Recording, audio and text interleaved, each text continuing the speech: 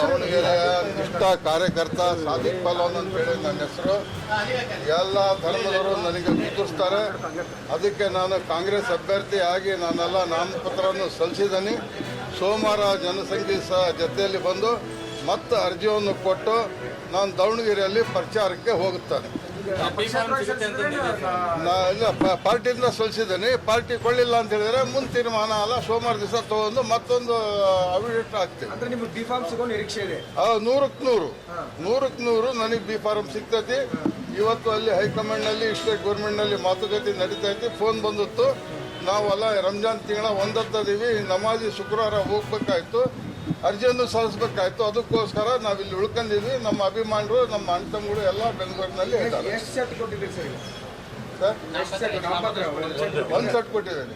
ಕಾಂಗ್ರೆಸ್ ಅಭ್ಯರ್ಥಿ ಅಂತಾನೆ ಕೊಟ್ಟಿದ್ದಾರೆ. ಅದು ಇರ್ಬೋದು. ಎಲ್ಲರಿಗೂ ಅಧಿಕಾರ ಐತಿ, ಎಲ್ಲರಿಗೂ ಸ್ವಾತಂತ್ರ್ಯ ಐತಿ, ಯಾರಾದ್ರೂ ಕೊಡ್ಬೋದು. ತಾವು ಮಾಧ್ಯಮರು ಕೊಡ್ಬೋದು, ನಾವೇ ಅವರೇ ಅಂತಲ್ಲ.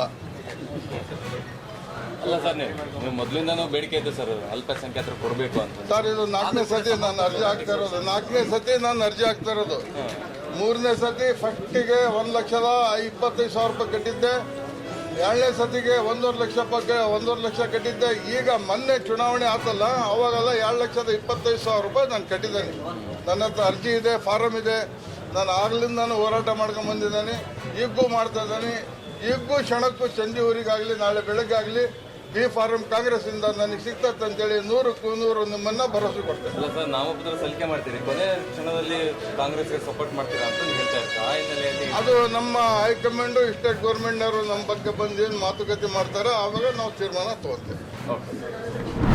ಕೆಲಸ ಆಗಬೇಕು. ಒಂದೊಂದು ಮನೆ ಕನಿಷ್ಠ 8-10 ಸಲ ಪಾಂಪ್ಲೆಟ್ಸ್ ಕೊಡಬೇಕು. ಕಾಂಗ್ರೆಸ್ನ ದುರಾಡಳಿತದ ಬಗ್ಗೆ ನಾವು ಹೇಳಬೇಕು. ಗ್ಯಾರಂಟಿಗಳ ಕೊಳ್ಳುತನದ ಬಗ್ಗೆ ಹೇಳಬೇಕು.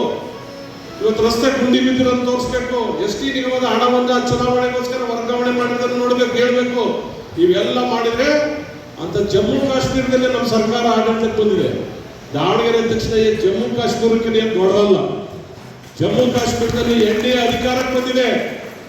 ಕೇರಳದಲ್ಲಿ ಎಲ್ಲಿ ನಮ್ಮ ಬಿಜೆಪಿ ಮತ್ತು ಸಂಘದ ಕಾರ್ಯಕರ್ತರು ಓಡಾಡಲಿಕ್ಕೆ ಕಷ್ಟ ಇತ್ತು, ಅಂಥದ್ರಲ್ಲಿ ನಾವು ಮಹಾನಗರ ಪಾಲಿಕೆಯಲ್ಲಿ ಆಡಳಿತವನ್ನು ಮಾಡ್ತಿದ್ದೇವೆ. ಬಿಹಾರದಲ್ಲಿ ನಾವು ಸಾಧ್ಯನೇ ಇಲ್ಲ ಅಂತ 3ನೇ ಬಾರಿಗೆ ಅಧಿಕಾರಕ್ಕೆ ಬಂದಿದೆ. ಬಂಧುಗಳೇ, ಮುಂಬೈ ಮಹಾನಗರ ಪಾಲಿಕೆಯಲ್ಲಿ 28 ವರ್ಷದ ಬಳಿಕ ಮಹಾನಗರ ಪಾಲಿಕೆಯಲ್ಲಿ ಆಡಳಿತಕ್ಕೆ ಬಂದಿದ್ದೇವೆ ನಾವು. ಇವನ್ನೆಲ್ಲ ನೋಡಿದ್ರೆ ಇಡೀ ದೇಶ ಯಾರು ಏನು ಮಾಡೋಕ್ಕಾಗಲ್ಲ. ಇವತ್ತು ಬಿಜೆಪಿ NDA ಪರವಾಗಿರ್ತಕ್ಕಂಥ ಅಲ್ಲಿ ಇಡೀ ದೇಶದಲ್ಲಿದೆ. ಅದು ದಕ್ಷಿಣದಲ್ಲೂ ಬಹಳ ದೊಡ್ಡ ಮಟ್ಟದಲ್ಲಿದೆ, ಒಳಗಿದೆ. ನಾವೆಲ್ಲರೂ ಸೇರಿ ಅದು ಹೊರಗೆ ತರಬೇಕು. ನಮ್ಮ ಅಭ್ಯರ್ಥಿ ಯುವಕ, ಒಬ್ಬ ಸಾಮಾನ್ಯ ಕಾರ್ಯಕರ್ತ, ಒಬ್ಬ ಸಾಮಾನ್ಯ ವ್ಯಕ್ತಿಯನ್ನು ಗೆಲ್ಲಿಸಿ ವಿಧಾನಸಭೆಗೆ ಕಳಿಸುವುದರ ಮೂಲಕ ಮುಂದಿನ ದಿನಗಳಲ್ಲಿ 15 ವರ್ಷ ಕರ್ನಾಟಕದಲ್ಲಿ ಕಾಂಗ್ರೆಸ್ ಆಡಳಿತಕ್ಕೆ ಬರ್ಲಿಕ್ಕೆ ಸಾಧ್ಯತೆ ಇಲ್ಲ ಅನ್ನೋದನ್ನ ದಾವಣಗೆರೆ ದಕ್ಷಿಣ ಮತ್ತೆ ಬಾಗಲಕೋಟೆ ಚುನಾವಣೆಯ ಮೂಲಕ ನಮ್ಮ ಕಾರ್ಯಕರ್ತರು ತೋರಿಸಬೇಕು ಅಂತ ಹೇಳಿ ವಿನಂತಿಯನ್ನು ಮಾಡ್ತಾ